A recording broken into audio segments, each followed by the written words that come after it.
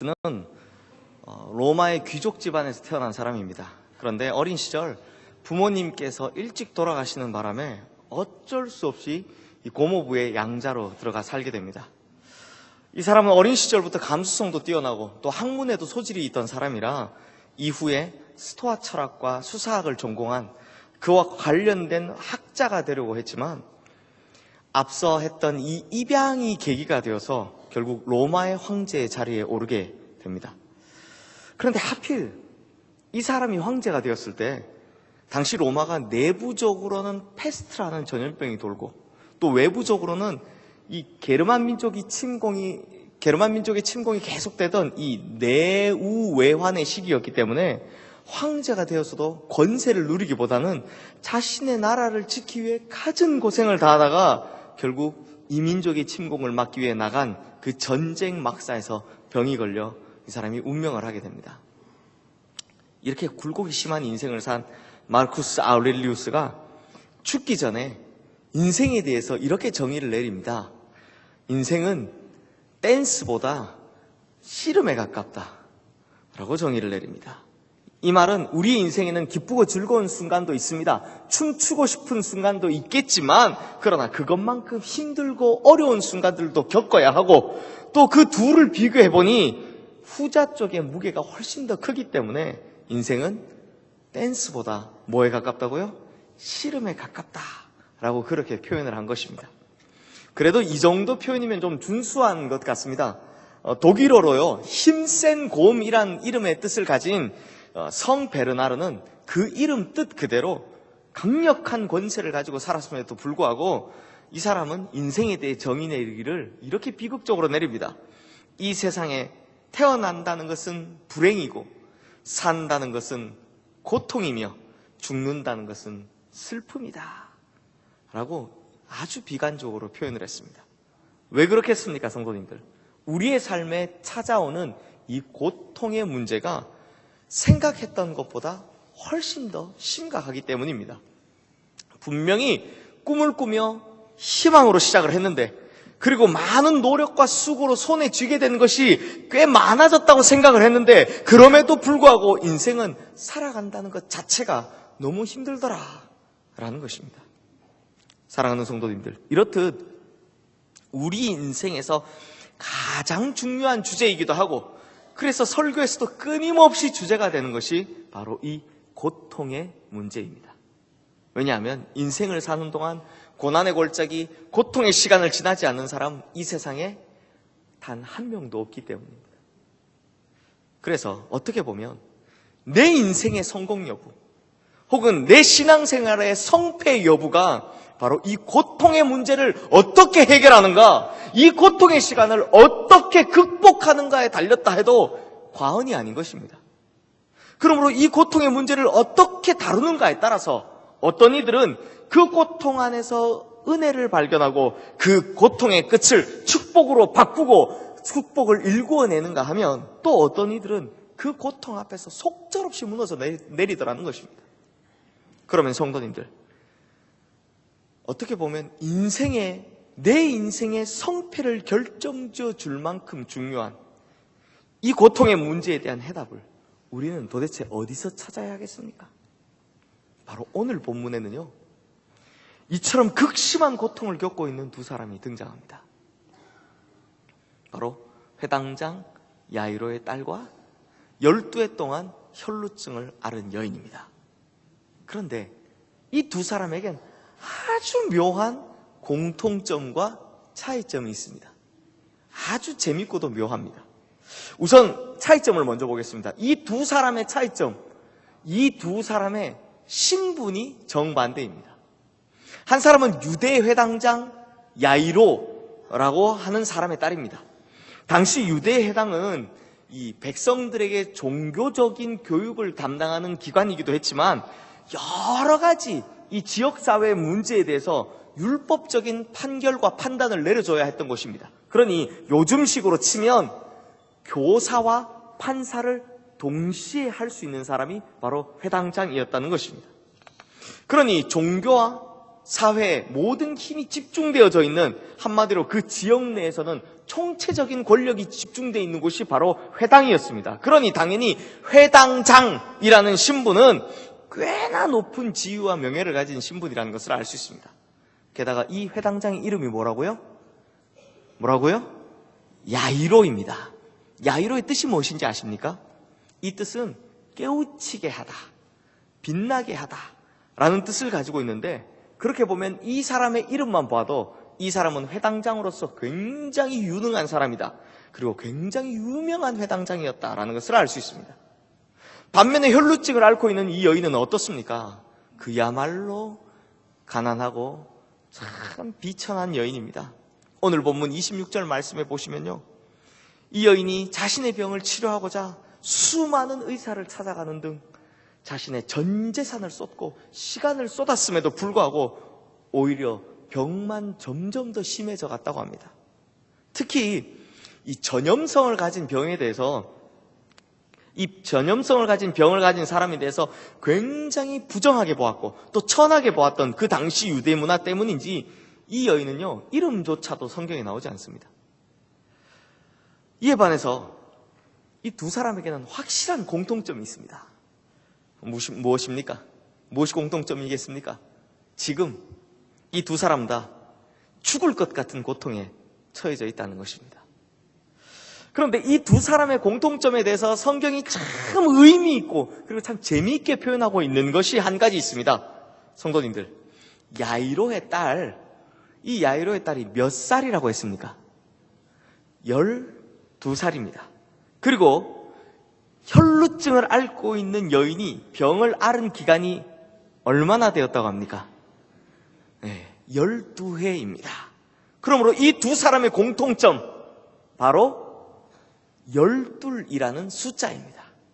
그렇다면 이 숫자 12, 12가 무엇을 의미하겠습니까? 성도님들, 흔히 성경에 자주 나오는 숫자 아시죠? 뭐뭐 있습니까? 12부터 나오니까 3, 7, 40 이런 것들 나오죠. 3, 7, 40처럼 이 12이라는 숫자 역시 이스라엘 백성들에게는 아주 특별한 의미를 주고 있는 숫자입니다. 왜냐하면 이 12이라는 숫자의 의미가 뭐냐? 바로 완벽함, 온전함이기 때문입니다. 그래서 이스라엘 지파는 몇 지파입니까? 12지파. 예수님의 제자는 몇 명입니까? 12명인 거죠. 그러므로 이 두 사람에게 공통적으로 12, 지금 12이라는 숫자를 붙인 것은 이 두 사람이 처한 형편이 극심하다, 더 어떻게 할 수 없을 정도의 완벽한 고통을 겪고 있다라는 것을 드러내고 있다는 것입니다. 그러므로 오늘 본문이 우리에게 어떤 메시지를 주기 전에 우리에게 이 본문을 통해 먼저 보여주고 있는 배경이 무엇인가 하니, 먼저는 고통이라는 것은 신분의 차이, 나이의 차이, 빈부의 차이에 상관없이 모든 사람에게 다 똑같이 찾아온다는 것입니다. 회당장 야이로의 딸이든 부정하고 비천한 여인이든 고통이라는 것은 똑같이 찾아옵니다.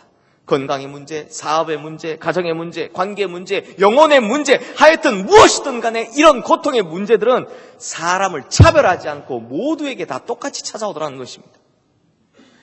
그리고 또 다른 한 가지 배경은 완벽한 고통, 어떻게 손 쓸 수 없을 정도로 극심한 고통을 겪고 있는 그런 사람의 대표로 이 두 사람이 등장하고 있다는 것입니다. 그러므로 12이라는 공통된 숫자를 가진 이 두 사람을 오늘 본문에 등장시킨 것은 인생을 살며 고통당하는 모든 사람의 대표주자로 이 두 사람이 등장했다는 것입니다. 그런데 성도님들, 이렇게 고통당하는 대표주자 이 두 사람, 결국 어떻게 되었습니까? 그들의 고통이 완벽했던 것보다 훨씬 더 완벽하게 그 고통 속에서 벗어나게 되었다라는 것입니다. 12회를 괴롭히던 혈루증은 치료되었고 죽은 12살짜리 어린아이는 다시 살아났습니다. 그러니 이보다 더 완벽할 수는 없는 것입니다. 그렇다면 성도님들, 우리가 바로 오늘 본문에서 살펴볼 수 있는 가장 강력한 메시지가 무엇입니까? 바로 고통에서 벗어나는 방법, 이 고통을 해결하는 방법이라는 것입니다. 오늘 본문 34절 말씀 우리 함께 읽겠습니다. 예수께서 이르시되 딸아 내 믿음이 너를 구원하였으니 평안히 가라. 내 병에서 놓여 건강할지어다. 이 말씀에서 우리가 찾아낼 수 있는 고통을 벗어나는 방법 무엇입니까? 무엇이 구원했다고요? 믿음, 바로 믿음이라는 것입니다. 믿음이 우리를 구원할 수 있고 믿음이 우리를 평안케 한다라는 것입니다. 그런데 문제가 있습니다. 무슨 문제냐? 이 믿음이 너무나 추상적이라는 것입니다. 저도 수없이 많은 설교를 들었지만 믿음이 고난을 이깁니다. 믿음이 고통의 문제를 이겨냅니다. 라는 이야기를 들으면 그래, 믿음이 답이지 라고 생각을 합니다. 그런데 이내 드는 의문이 뭡니까? 대체 어떤 믿음을 말하는 거지? 그건 말을 안 해주더라고요.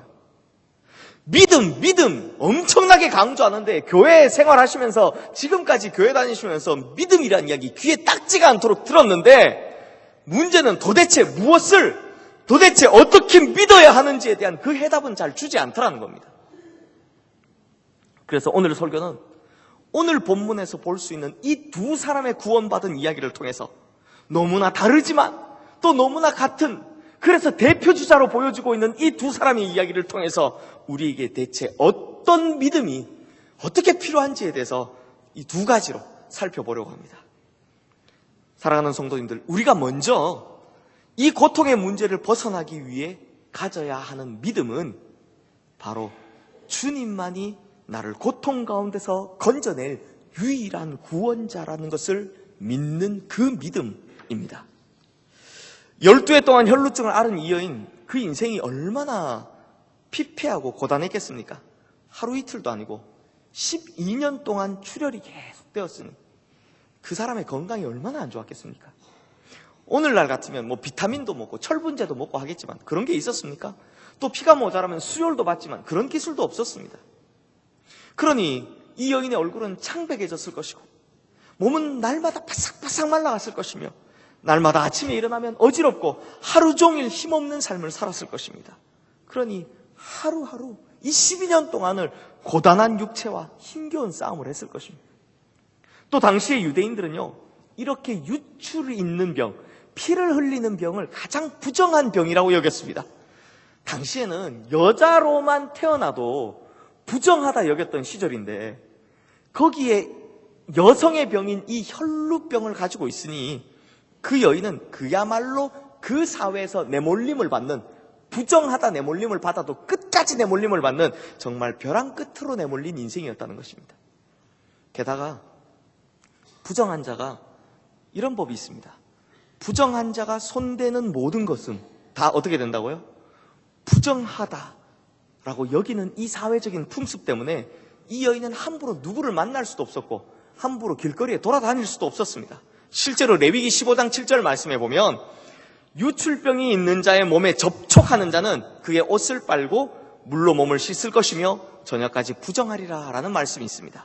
그래서 이 레위기 15장 말씀을 쭉 보면 이런 유출에 관련된 병을 앓는 자는 그의 침상이든 앉은 자리든 옷이든 안장이든 그릇이든 그가 만지거나 닿는 그 모든 것이 다 부정하게 된다고 합니다. 왜냐하면 이 부정함이 옮기게 된다라는 이유 때문이었습니다. 그런데 어느 날 이런 고통 속에 살고 있던 이 여인이 어느 날 예수님께서 지나가신다는 소식을 듣습니다. 그리고 너무나도 절박한 마음으로 예수님을 찾아옵니다. 이 여인이 얼마나 절박했는지 우리 오늘 본문 28절 말씀을 보겠습니다. 우리 함께 읽겠습니다. 이는 내가 그의 옷에 손만 대어도 구원을 받으리라 생각함일러라. 본인이요, 부정한 사람으로 취급받았기 때문에 과감히 드러내서 사람들 앞에 나타날 수가 없었습니다. 그럼에도 병을 낫고자 하는 간절한 마음이 있으니 그 한 가닥 기대를 가지고 어떻게 합니까? 뒤에서 몰래 자신의 손을 뻗어 이 예수님의 옷자락을 만지는 것입니다. 그런데 바로 그때 놀라운 일이 벌어집니다. 오늘 본문 말씀 29절 말씀에서 드러나듯 그녀가 예수님의 옷에 손을 대자마자 그녀의 혈루의 근원이 즉시로 말라 병이 나았다라는 것입니다. 그 즉시로 예수님의 몸에 손을 대는 그 즉시로 그녀가 이 고통에서 해방되었다는 것입니다. 그런데 오늘 본문에 관해서 이렇게 성경 공부를 해보면요, 꼭 이런 종류의 질문을 하시는 분들이 계십니다. 제가 실제로 경험했던 일입니다. 대부분 한 두 가지를 질문하시는데, 먼저는 아니 예수님께서는 모든 것을 다 아시는 분이시라면서 어떻게 누가 만졌는지도 모르냐고, 그래서 누가 내 옷에 손을 대었느냐 어떻게 이렇게 물으시냐고 하시는 분들이 계시고, 또 다른 하나는 부정한 사람이 예수님을 만졌으면 예수님도 부정하게 될 텐데, 아니 그걸 모르셨다면 예수님이 모든 것을 다 아시는 분이 아니지 않습니까? 라는 질문입니다. 그러니 예수님의 전지하심과 전능하심, 우리 전지전능이라고 표현하는 이것들을 의심하는 그런 질문들을 하죠. 사랑하는 성도님들, 그러나 예수님께서 이렇게 하신 것에는 아주 특별한 이유가 있으십니다. 성도님들, 혹시 전가라는 말을 아십니까? 굴을 전, 떠넘길 가, 우리 신학에서 용어에 쓰는데요, 우리 흔히 이런 말을 쓰죠. 책임 전가, 이런 말을 쓰시죠. 이 전가는 무언가를 떠넘길 때 쓰는 말입니다.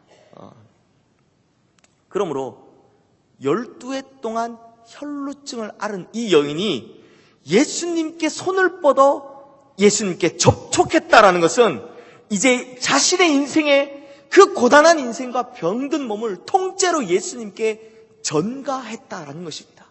부정한 사람이 만지면 그 부정함이 어떻게 됩니까? 전가되는 것처럼 그 여인의 평생 동안 느꼈던 자신의 고통과 그 부정함을 이제 예수님께 손을 대므로 통째로 예수님께 전가시켰다라는 것입니다. 그러므로 이 여인은요, 당신은 내 모든 부정함을 가져갈 수 있다고, 당신은 내 모든 병을 고쳐줄 수 있다고, 당신만큼은 내 모든 고통을 다 가져갈 수 있다라는 그 마음으로 예수님의 옷자락에 자기의 손을 댔다라는 것입니다. 그때 전가되었다는 것입니다. 즉, 이 여인을 구원한 믿음은 예수님만이 자신의 고통의 문제를 해결할 유일한 구원자로 믿는 그 믿음이라는 것입니다. 그래서 예수님께서 자신의 모든 문제를 다 가져가실 수 있다고 믿었던 것입니다. 그래서 예수님께 자신의 모든 고통의 문제를 전가시켰다라는 것입니다. 이 전가받은 예수님, 그때 예수님이 이 여인에게 뭐라고 말합니까? 오늘 보면 34절 말씀 우리 함께 읽겠습니다. 예수께서 이르시되 따라 내 믿음이 너를 구원하였으니 평안히 가라. 내 병에서 놓여 건강할지어다. 그러므로 예수님께서는 이 여인의 이런 믿음, 즉 예수님께서 다 가져가실 것이다라는 예수님만이 자신의 가진 모든 고통의 문제를 해결할 유일한 구원자다라고 믿은 그 믿음, 이 믿음을 놀랍고 귀하게 여겨주셨다는 것입니다. 그래서 이 고통의 문제를 해결해 주셨다는 것입니다. 그런데 성도님들, 이 전가라는 말이 어렵죠. 그런데 이 전가라는 것, 이것은 사실 우리 모두가 이미 다 하고 있는 것입니다. 바로 십자가에서 그렇게 했습니다. 우리는 우리가 해결할 수 없었던 모든 죄의 문제를 십자가에 달리신 예수 그리스도에게 다 전가시켰습니다. 우리의 모든 부정함의 문제를 십자가에 달리신 예수님께 이미 다 전가시켰습니다. 그리고 이것을 전가받으신 예수님께서는 우리의 모든 죄와 부정의 문제, 고통의 문제를 해결하시기 위해서 그 십자가 위에서 가장 지옥스러운 죄인으로, 저주받은 죄인의 모습으로 우리가 받아야 할 그 모든 고통을 받으시며 십자가 위에서 돌아가셨다는 것입니다. 그래서 우리가 이렇게 구원받은 자로 지금 이 자리에 앉아 있을 수 있게 된 것입니다. 그래서 우리는 이 전가로 말미암아 더 이상 우리의 죄값에 대한 책임을 묻지 않게 되었고, 그래서 내 모든 죄로부터 오는 저주 그리고 그 고통을 예수님께 다 전가시키는 바람에, 그 십자가에서 예수님께서 다 당하시는 바람에, 예수님께서 다 가져가시는 바람에 우리가 지금 이렇게 살게 되었다라는 것입니다. 그렇다면 성도님들, 우리의 구원은 무엇으로 시작됩니까? 바로 내 모든 고통을 가져가신 유일한 구원자는 예수 그리스도이시다 라는 이것을 믿는 믿음에서부터 시작된다는 것입니다. 내 모든 고통의 문제, 내 모든 죄의 문제를 전가받으실 유일한 한 분은 예수님 뿐이다 라는 이 믿음에서부터 우리의 구원이 시작된다는 것입니다. 그래서 우리는 우리의 모든 고통의 문제를 가지고 십자가에 달려 거기서 해결하신 우리 주 예수 그리스도를 믿었기 때문에 구원받은 백성이 되었다는 것이죠. 그러므로 우리가 아직도 인생에서 찾아오는 이 고통의 문제가 있다면 지금도 여전히 내 모든 고통을 전가받으실 준비를 하고 계신 분, 바로 우리 주님 예수님께 나아가서 주님만이 나의 유일한 구원자라는 그 믿음을 가지고 그분의 옷자락이라도 만져보겠다, 그분의 옷자락이라도 만져보겠다는 그 간절한 심정으로 우리의 손을 뻗어야 할 줄로 믿습니다. 그러면 우리의 모든 고통의 문제가 바로 우리 주님께로 전가되고 완벽하게 해소되는 역사가 일어나게 될 줄로 믿습니다. 그러므로 우리 시흥의 모든 성도님들, 우리 모두 바로 이런 믿음 가지게 되시기를 주님의 이름으로 축원합니다. 질병의 문제, 사업의 문제, 가정의 문제, 관계의 문제, 마음의 문제, 영혼의 문제, 그리고 죄의 문제, 이 모든 문제들로 인해 우리가 고통당할 때 그 가운데서 나를 건져내실 유일한 한 분, 단 한 분은 오직 예수 그리스도 뿐이시다라는 그 믿음을 가지게 되시기를 바랍니다. 그렇게 그분을 향한 간절한 믿음으로 우리의 손을 내밀면 12의 혈루증을 앓았던 이 여인의 결말처럼 이제는 구원과 평안을 누리게 되는 우리 모든 성도님들의 인생이 될 줄로 믿습니다. 두 번째로, 우리가 이 고통의 문제에서 벗어나기 위해 가져야 하는 믿음은 나를 구원해 주시기 위한 주님만의 방법이 있음을 믿는 믿음이 필요하다는 것입니다. 그런 믿음이 있어야 한다는 것입니다. 오늘 본문의 시작은 회당장 야이로가 자신의 딸의 문제를 예수님께 가져옴으로 시작이 됩니다. 회당장 야이로가 가져온 자신의 딸의 문제가 무엇입니까? 지금 자기의 어린 딸이 죽게 생긴 것입니다. 막 숨이 넘어갈지도 모르는 급박한 상황이라는 것입니다. 이 야이로가 어느 정도로 절박했는가 하면, 회당장이라고 하면요, 유대교인들 중에 유대교인임에도 불구하고 자기 체면, 자기 지위, 자기 명예, 심지어 자기가 지금까지 누려온 모든 것을 다 버리고 내려놓을 각오로 지금 유대교가 그렇게 싫어하고 그렇게 거부하고 있는 이 예수님을 찾아왔다는 것입니다. 오늘 본문 23절 말씀 앞부분에 나오는 것처럼 야이로의 마음이 정말 간곡했다, 간절했다라는 것입니다. 그러자 예수님께서 함께 가시게 되었습니다. 여기까지는 좋았습니다. 희망이 있어 보입니다. 예수님이 도착하기면 된다라는 생각이 듭니다. 그런데 하필 그때 이 혈루증 앓던 여인이 예수님의 옷자락을 만지는 바람에 이 여인이 고침받는 이 사건이 일어나게 된 것입니다. 성도님들, 그러니 지금 야이로의 입장에서 한번 생각해 보십시오. 야이로의 입장에서 보면 지금 얼마나 애간장 타는 순간입니까? 한시가 바쁜 순간에, 촉각을 다투는 순간에 지금 예수님께서 다른 일을 하고 계신 겁니다.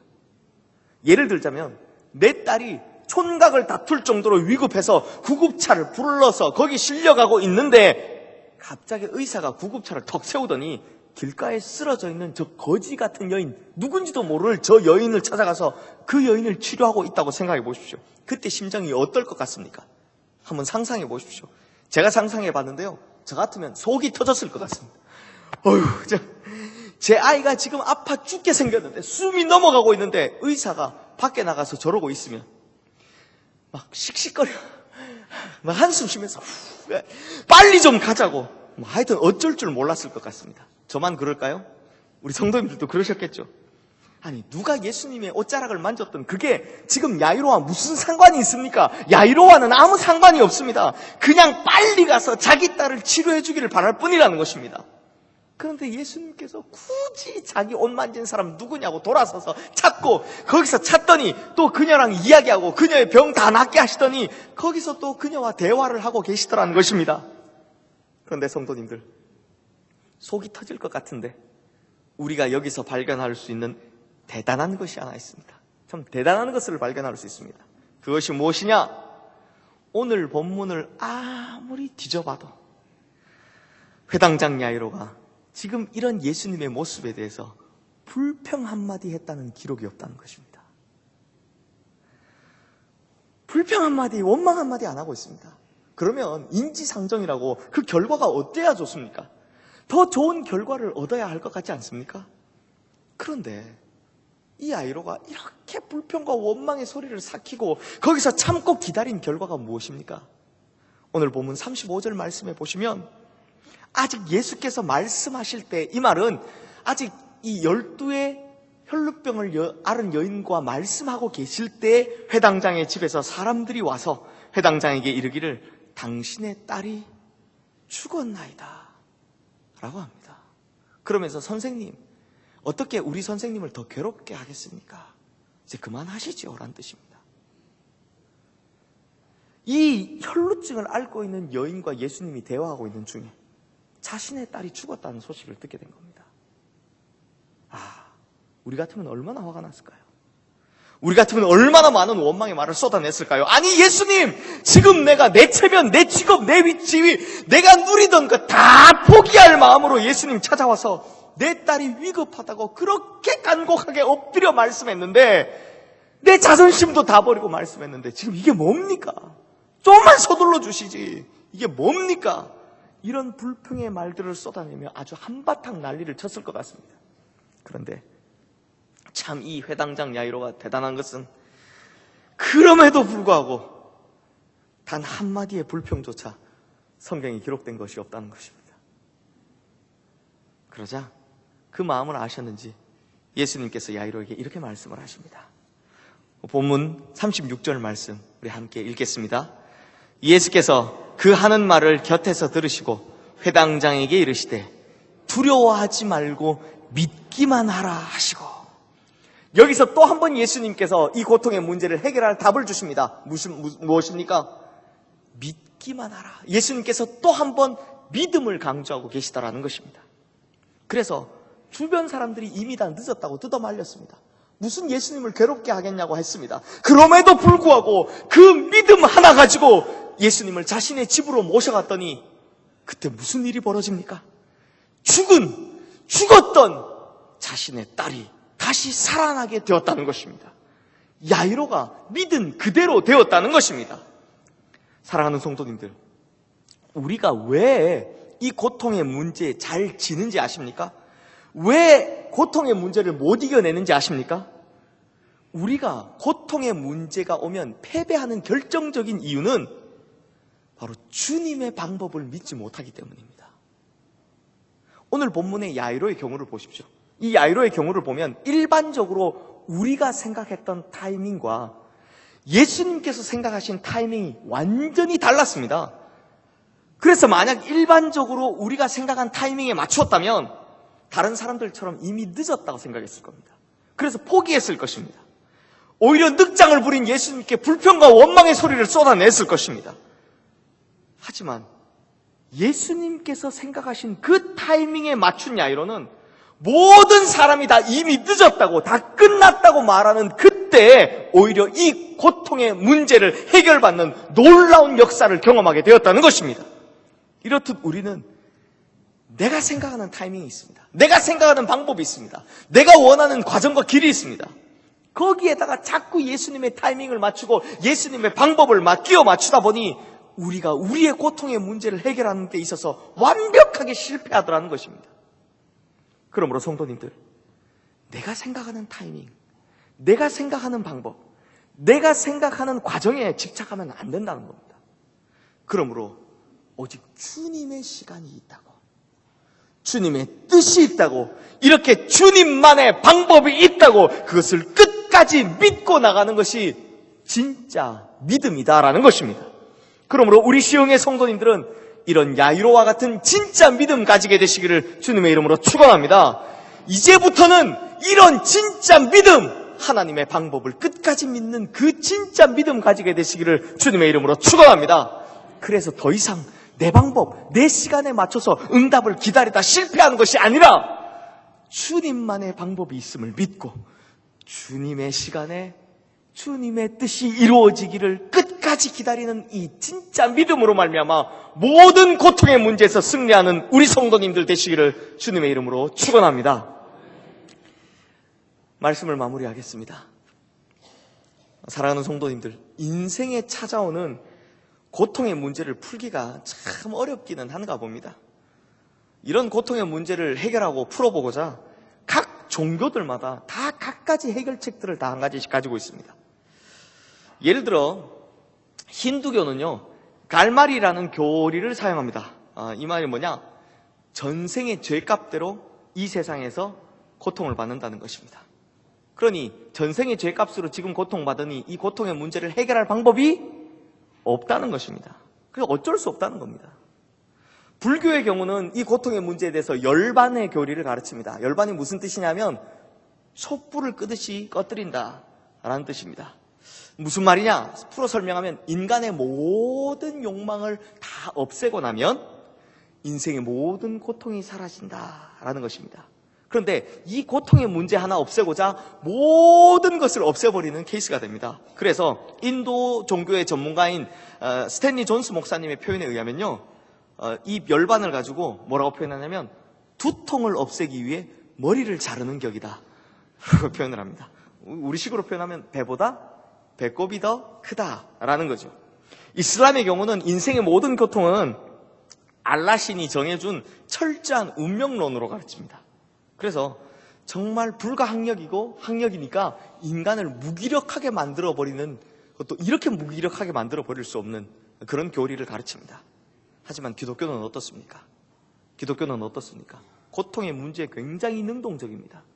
그래서 하나님께서는 이 고통의 문제를 두고 뭐라고 말씀하시는가? 성경에 있는 그 많은 이야기들을 제가 한 문장으로 만들면 이렇습니다. 고통은 변장하고 찾아오는 축복이다.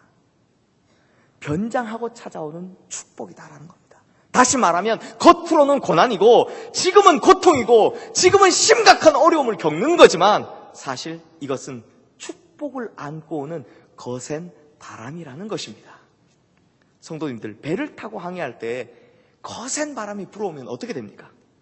물론 이 거센 바람으로 말미암아 파선의 위험이 높아지고 또 운행하기도 너무나 어렵고 힘들어집니다. 그러나 그 바람을 잘 타면 훨씬 더 빨리 목적지에까지 도달할 수 있게 됩니다. 왜냐하면 바람이 거칠기 때문에 빨리 갈 수 있다는 겁니다. 그러므로 이것은 인생의 항해에서도 마찬가지입니다.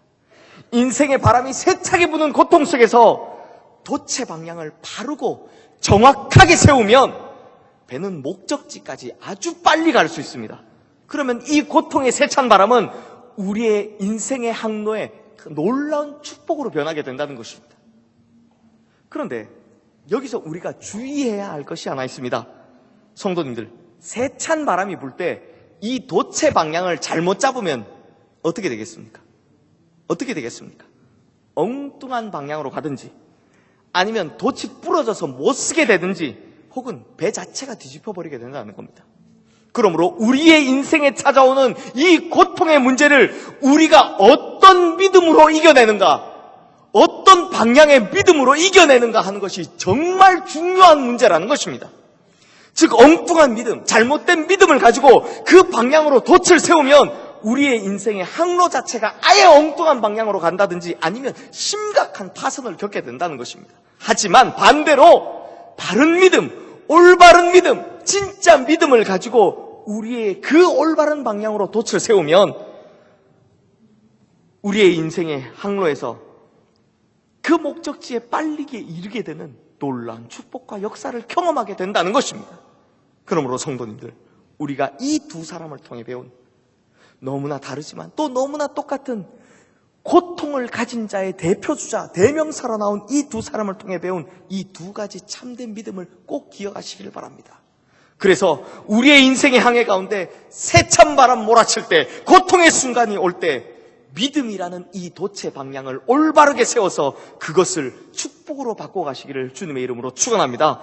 그래서 오늘 배운 두 가지, 주님만이 나를 고통 가운데서 건져낼 유일한 구원자라는 그 믿음과 나를 이 고통에서 구원해 주시기 위한 주님만의 아주 특별한 방법이 있다는 것을 믿는 그 믿음으로 우리의 인생의 항해 가운데 이 세찬 바람 불 때 올바른 방향으로 믿음의 돛을 세워나가는 우리 모든 성도님들이 되시기를 주님의 이름으로 축원합니다. 그러면 그 바람이 우리에게 축복의 바람이 될 줄로 믿습니다. 그런 인생, 이 고통의 문제를 그렇게 축복으로 바꿔가는 우리 모든 성도님들이 되시기를 축복하고 축원합니다. 그러면 그 어떤 고통 가운데서도 완벽하게 구원해 주시는 주님의 역사가 회당장 야이로의 딸과 또 이 12의 혈루증을 앓은 여인에게 뿐만 아니라 바로 우리 성도님들, 지금 여기에 계신, 이 자리에 계신 우리 모든 성도님들에게 동일하게 똑같이 임할 줄로 믿습니다. 기도하겠습니다. 우리의 인생에 고통을 허락하시기도 하시고 또 그곳에서 구원을 하시기도 하시는 하나님 아버지, 우리의 생의 모든 것이 오직 주님께 달려있음을 믿습니다. 그러므로 오늘 회당장 야이로가 보여준 끝까지 기다리는 믿음, 또 12의 혈루증을 앓은 여인이 보여준 그 간절한 믿음을 가지고 주님 앞에 나옵니다. 이제 우리의 믿음이 이들과 같은 바른 믿음, 진짜 믿음이 되게 해주시고 또 이들과 같은 진짜 믿음으로, 바른 믿음으로 주님 앞에 나아갈 때 주님께서 이들에게 행하여 주신 것처럼 이제 우리에게도 모든 고통의 문제에서 완벽하게 구원해 주시는 그 역사를 일으켜 주시옵소서. 그래서 인생의 항로에 불어오는 세찬 바람이 바르게 세운 믿음의 돛으로 말미암아 놀라운 축복으로 변화되는 역사가 바로 우리의 삶 속에서 지금부터 있게 하여 주시옵소서.